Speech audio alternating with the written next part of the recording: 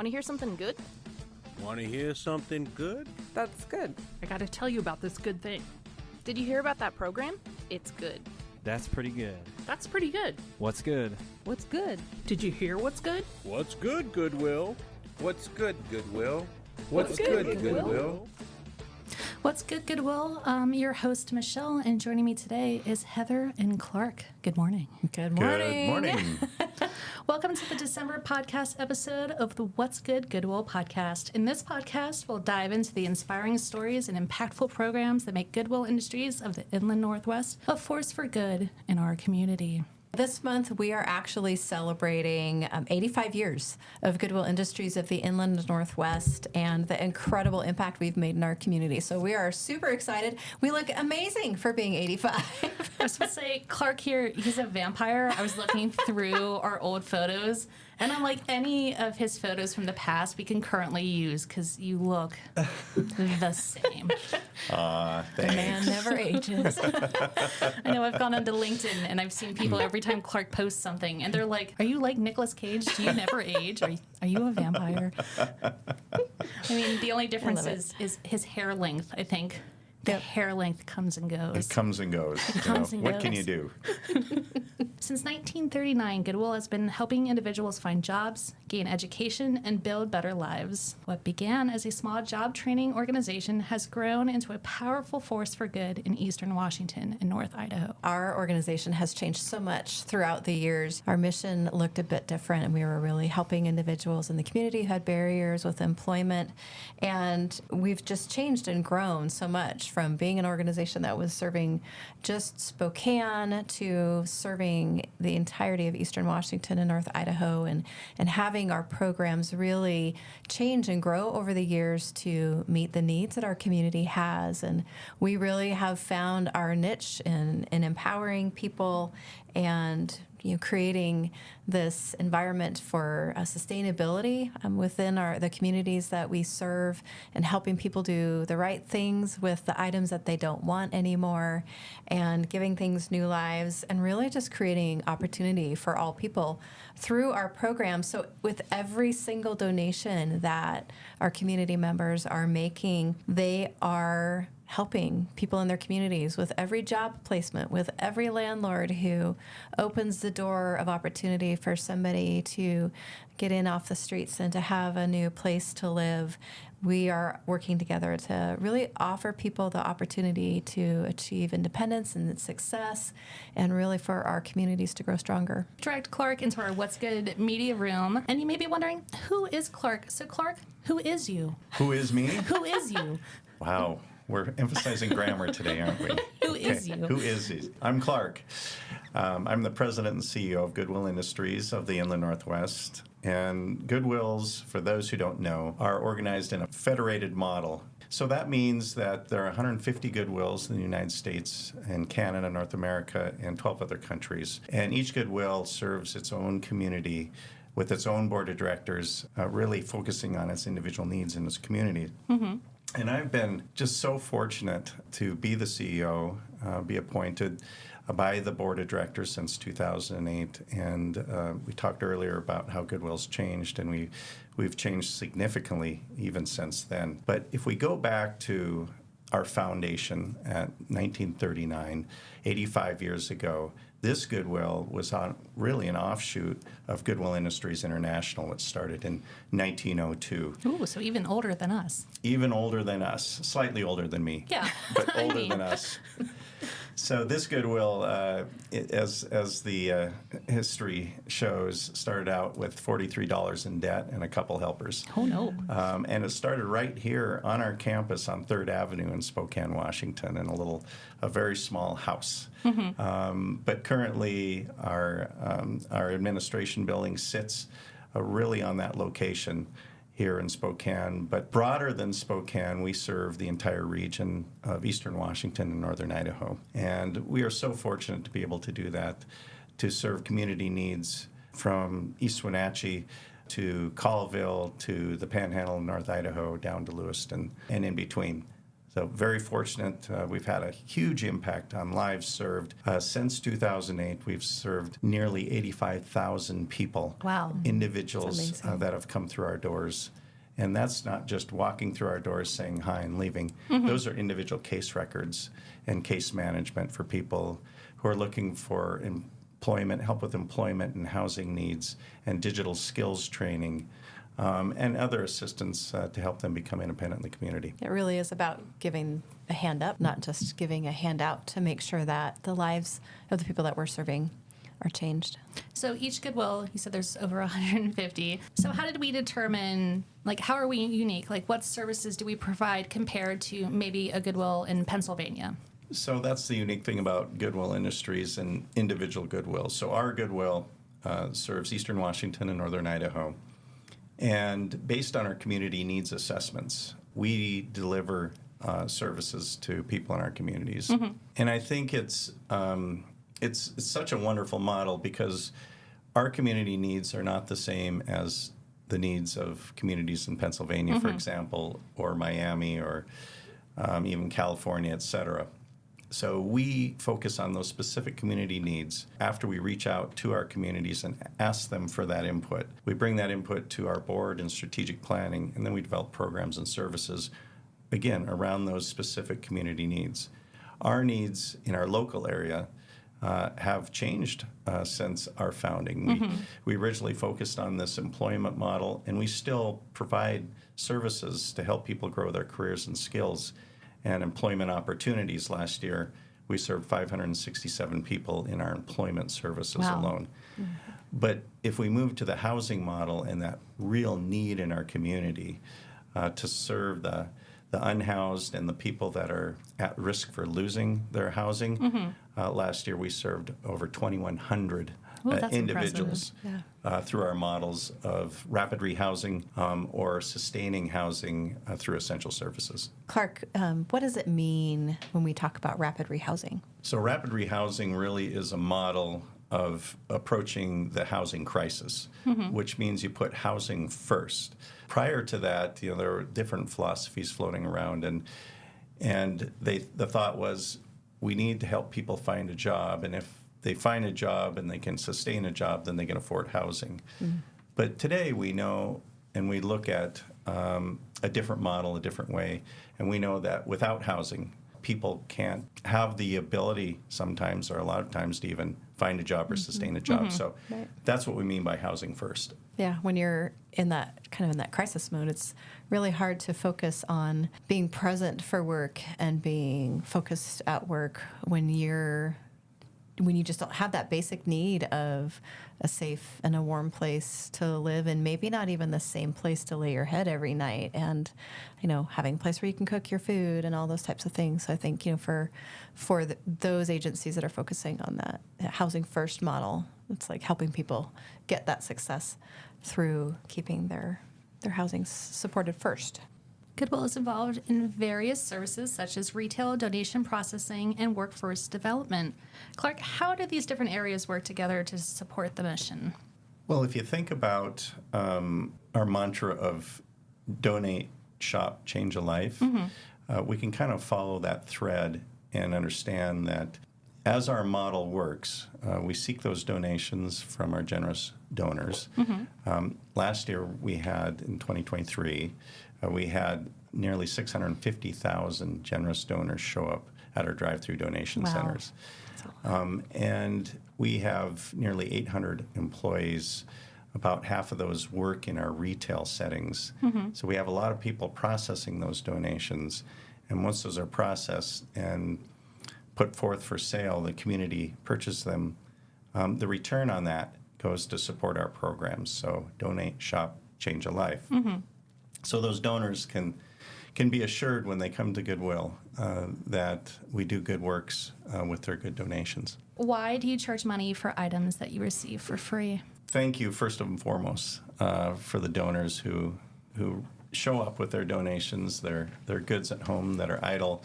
I think most people know that when they bring their items to Goodwill, it does good. So in terms of how we look at our model, there are expenses that go into processing those donations. and employing 800 people in eastern Washington, northern Idaho. And what comes with that is the responsibility and integrity of an organization that pays benefits to our employees, health benefits, life insurance, retirement benefits, just a whole suite of benefits. And it costs money to run an organization. So we have to, first and foremost, recover that money to process and sell those goods to our publics. I want to let each donor know and the public know that we're very responsible with the money that we generate from those donations. For example, often a way to look at a charitable organization for efficiency and effectiveness is to understand what percentage their administrative expenses are to their overall service delivery, to their programs and services. And year after year after year, our Goodwill is roughly 10% of all expenses are for administration. And to put that in context, many nonprofit organizations are 20, 30, and some are even 50%. So 10's pretty low. Right. Yeah, so our administrative yeah, overhead is very low, and we keep it low intentionally so that we can utilize more and more of those funds that we raise through our stores for programs and services. It's like the donors can be assured that when they are donating to Goodwill, that their donations are going to that higher purpose, right? And that we do so much conversation and planning about how do we get the best use, the highest use out of those donations, and maximize the value. We talk a lot about we give a hand up, not a handout, right? And so the sale of those donated items is what helps us give a hand up. It helps support the services that we're providing, and so it's not about us taking in donations to just give stuff away for free, right? While we do meet some of those immediate needs as they come in, we really focus on making sure that we can connect individuals to the services that can help them within the communities where they're residing. And also, taking a look at, the pricing for our items is about a third of retail. So keeping that in mind when people are purchasing items in our store, that, as Clark said, a third of retail for an item that you're purchasing is going to support our programs and, to support the staffing and all the people that we hire and all the hands that touch those wonderful donations, and keeping our administrative overhead incredibly low. Clark, talk to us a little bit about how we as an organization, locally measure success. Are there any specific milestones or achievements that you are particularly proud of this year? You've been here for 30 plus years. And so you've, obviously you've seen a lot. Clark came on the heels of another fantastic CEO that we had. Bobby Johnson was here for many years and really brought our Goodwill from kind of the brink of bankruptcy. And then, Clark came in after that, and we've just grown so much. So you've seen a lot in 30 years. How do we measure success? And then are there any specific milestones or achievements this year that you're particularly proud of? Well, I think the way we can measure success, or that we do at our Goodwill, are a couple things. We have, as an organization, as social enterprise, we have financial metrics that we use, because we have to be sustainable as an organization to, first and foremost, to be able to help people in our community. So we hit a number of the financial metrics, but even more important than that is not only the numbers of people that we serve, that we trend each year, but we look at the individual stories, and that's really where success comes from. And when I go out and talk to our team members at our employee events, I'm always cognizant to say that really no matter what position they hold in our organization, that they matter, that they have an impact, because it really takes all of us, the whole team, the entire team, from donor collections to our service providers to administration, to all work together to find the success that we do in our communities. We have the placement metrics. We have the 567 people in our employment services, we have 2,156 people that were housed. We also work with in the Next Gen Zone, which is through WorkSource in Spokane, where we served 359 youth looking to develop their skills. And in terms of advancing and responding to the community and also the market at large, we've added digital skills training, so advanced training to meet the current and future needs of the workforce. So that's how we measure that as well. You know, our ability to respond, to be agile to the needs, not only the community, but the market in which we operate, because it's an ever-changing market, as we know. Yeah, they certainly didn't have digital skills in 1939. They didn't. And in fact, when I started, they didn't have email, so there you go. Clark was riding a pterodactyl to work, you know. Yeah, it's changed so much over the years. It's pretty amazing. I mean, gosh, even 2013, when I started, we weren't talking about that as a skill up thing. And, now you go anywhere you go in the world, you're doing you're checking out at a cash register by yourself on a computer. You walk into Taco Bell and you've got this big screen in front of you and you got to order, and You're scanning QR codes. you are, and trying to help everybody of all ages and all backgrounds be successful in this crazy world that we live in that's constantly changing, and so it's encouraging to see us equipping people to be able to function in their personal lives. We've had people who they wanted to write a book, and so they learned how to use a computer and they were able to write this book, or they wanted to be able to stay connected to their grandkids, and now they know how to operate social media, and they're not feeling so isolated anymore. Or they wanted to learn how to do some technology job, and I am not a technology person. And they've come in and they've been able to use the Career Resource Center to get some training so they could go do that job and get reunited with their kids. It's just really a very different world. As we hit 85 years and we're looking to 2025, Clark, this is the ultimate question. What is your vision for the future of Goodwill Industries of the Inland Northwest? Well, I think the short-term immediate vision would be to sustain a culture internally of agility, to be able to respond to the community needs and the market needs, because we know they're going to change. 5 years from now isn't going to look like today, nor is 15 or 20. And so preparing the organization to be able to sustain itself in the future is extremely important. The honest and deep focus on people that come through our doors, giving them that sense that we care about them, and that's always present in our culture. Again, from the donor to the service provider to the admin staff, that we do care. One thing that we say when people come to Goodwill is that they can start a new story, and we've seen new stories started and a lot of different endings than even they envisioned. I recall one individual that worked in Post Falls, and she struggled for most of her life, and it wasn't until she was older than 50 years old that she was taken in and diagnosed with bipolar disorder. We worked with her, and she became a valuable team member for Goodwill. And out of that, she was even able to afford buying a home. So those are the type of successes that we see every day. And we have story after story after story. So when people come to Goodwill, they have an opportunity to change and define a new story. We see those kinds of stories over and over again. And obviously working in the marketing department, we get to see those stories a lot.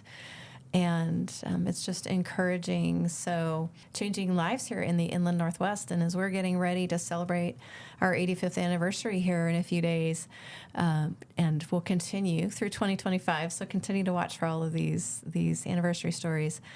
But even looking back through all of our archives and stories and how people met at Goodwill and what they were able to do, and it's really encouraging to be part of an organization that's been around for so long, and how thanks to all of our team members and our leadership and our board of directors, that we are striving to do the right things and to make the hard decisions and budget well so that we can continue to be around for many more years and decades into the future to continue to help strengthen our communities and change lives.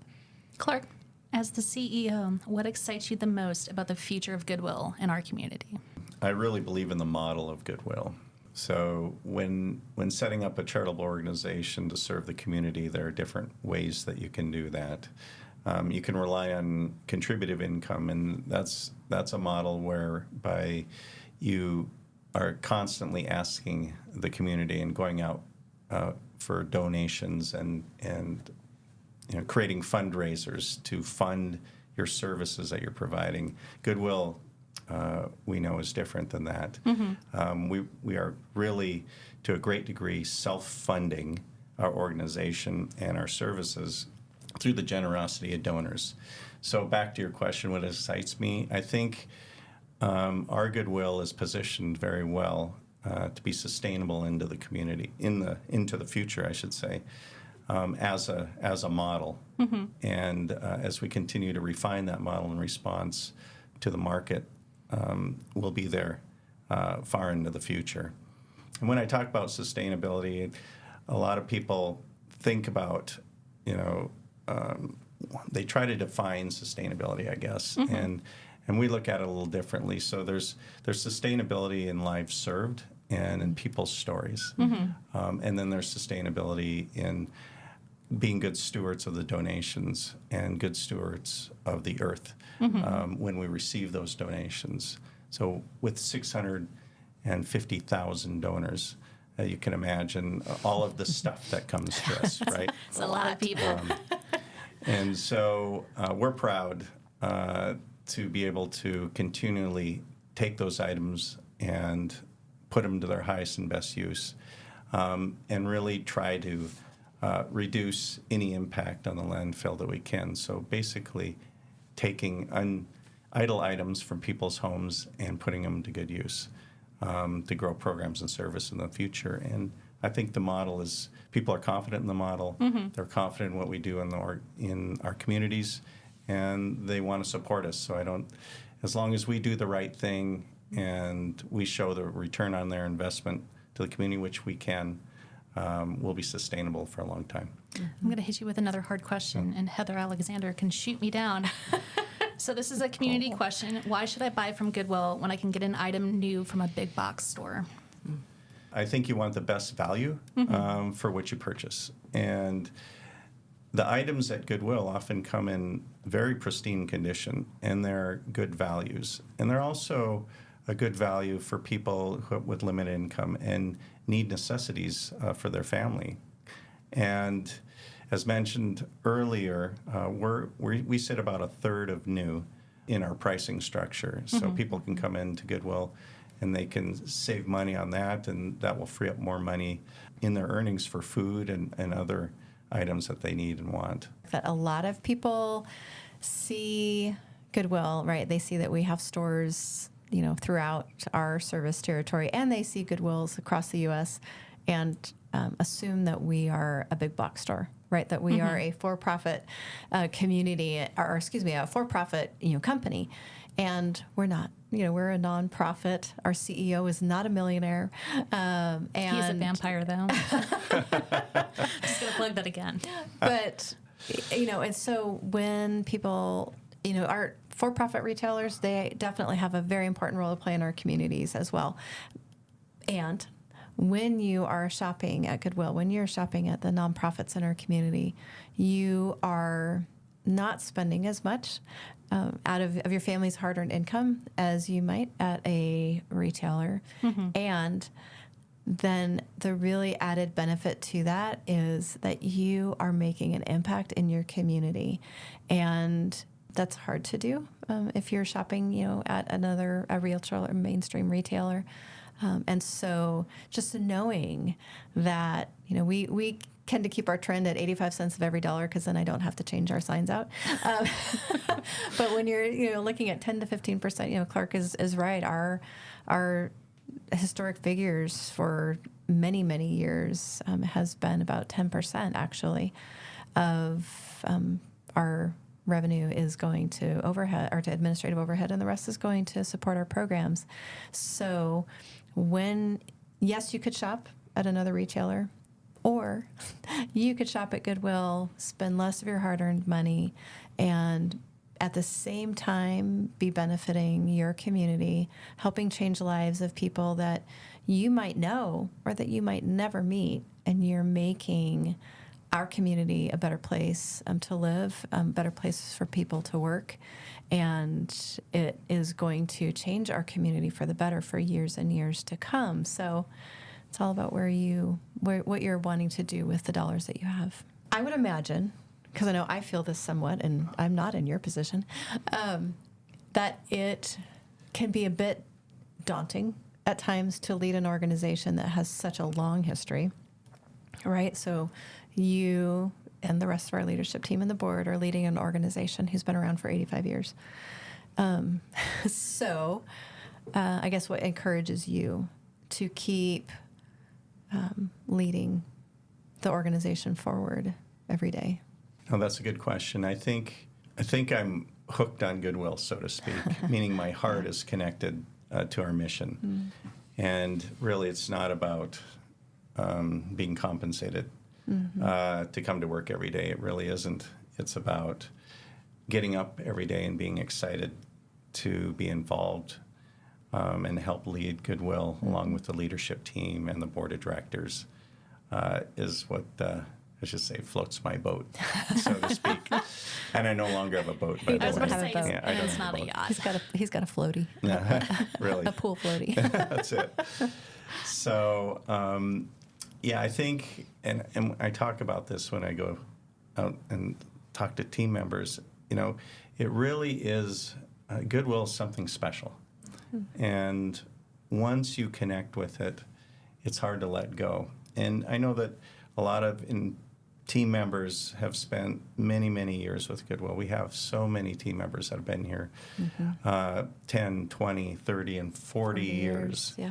And I think I understand how they feel. Yeah. Just being here over 30 years. It's such a wonderful model, and it's a great way to serve the community by creating this whole mechanism to help people donate, give them an opportunity to donate. It's amazing to me that, our model is there for people that can actually have a community impact that really do not have any maybe cash on hand. Yeah. Yeah. But all they need is a shirt Yep. or a lamp or something that can be processed that can go and help the community. Yeah. Absolutely. And they can entrust us to make good use of that, the highest use, so that we can return that back into programs and services and therefore benefit the community and the donor themselves. Yeah. And I even think about every time, you buy something, every time, I buy something, it's like, I know that I might not have a lot of money,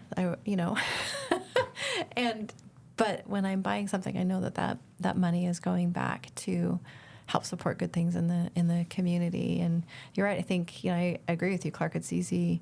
You get hooked working here. And that's why we have team members who've been here so long. And we got to spend this year going out and having lunch at every single one of our facilities and our offices and getting to talk to our team members, some of who have been here, 3 days, and some who have been here for 40 years. And to spend that time sitting down and eating with them, and we played Two Truths and a Tale with them to learn about each other. And we've got some amazing people that work here, and some of whom have come through our programs, and some of whom their lives have been changed because they work at Goodwill and the teams that they work with. And it's a great place to be and be for many, many years to come. What are some of the biggest challenges that we face serving the Inland Northwest, and how are we going to address those challenges? Some of the biggest challenges that we see come by way of our community needs assessment. And those areas are housing and employment are the two top areas for people. Transportation is another area where, Goodwill doesn't have quite the impact, but is an important piece of that employment and housing and transportation. But we, Goodwill, have created programs to address those top 2 community needs, and we'll continue to grow those. And I think there will always be a need as our population grows and the need for different skill sets in our economy change for Goodwill to create programs and services and opportunity for people to develop their careers. And partnerships too. So like we might not deal in transportation, but we have partners that we work with. That's exactly right. And I'm glad you brought up partners. There are opportunities not for just people, our great donors who come in with their bags and trucks of donations, but also the community at large, our corporate donors. We have a number of donors who support Goodwill in various ways, providing volunteers for Goodwill or providing monetary support for the things we do. So along with those, we have other community partners, referring agencies such as Department of Social and Health Services, the Division of Vocational Rehabilitation Services as well. We also partner with state and local funds, whether they're private funds, foundations, or private businesses.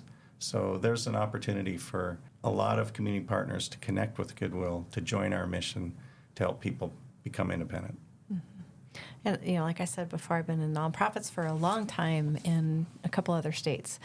And it is really encouraging. That's one of the things that I loved after the success stories, the great stories we get to hear. But another part that I loved about Goodwill is we're not a Lone Ranger, and we don't approach benefiting the community and helping change the community as we're the only ones that have a solution, right? Where we have so many different agencies, like you said, at the state, federal, local level, private organizations, businesses in the community, that others are reaching out to us all the time saying, hey, we have this thing. Do you want to be part of it? We're reaching out to other organizations and saying, hey, we have this thing. Do you want to be part of it? What if we did this? And sitting on various different kind of work groups and committees in all of our communities. And I love those stories when our staff come back to us and say, hey, yeah, I went to this meeting and we did this thing and we talked about this thing. So not being a Lone Ranger in the community, but building on the skills that we have and partnering with other people and looking for the better ideas to, again, like you said, forward us forward into the future.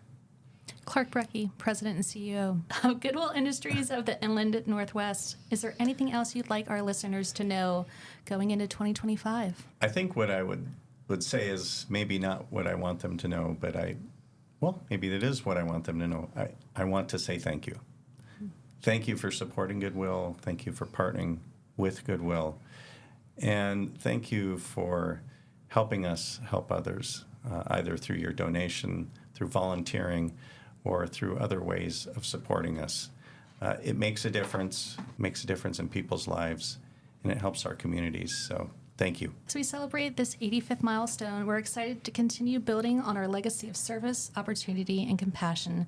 Thank you for tuning in. And remember, when you shop at Goodwill, you're making a real difference in your community. Thank you, guys. And happy birthday to Goodwill. Happy birthday. To us. Hey, if you're hearing this message, you've listened to our new episode all the way to the end. And for that, thank you. And don't forget to keep up with What's Good by following us on social media. On Facebook at INW Goodwill, Instagram at Goodwill_INW, Twitter at Goodwill INW, and TikTok at Goodwill INW. Why, oh why did the Secondhand Shoes start a podcast? Why did the Secondhand Shoes start a podcast? Because they had a lot of soulful stories to share. Oh, my heyday. Last dad joke of the year.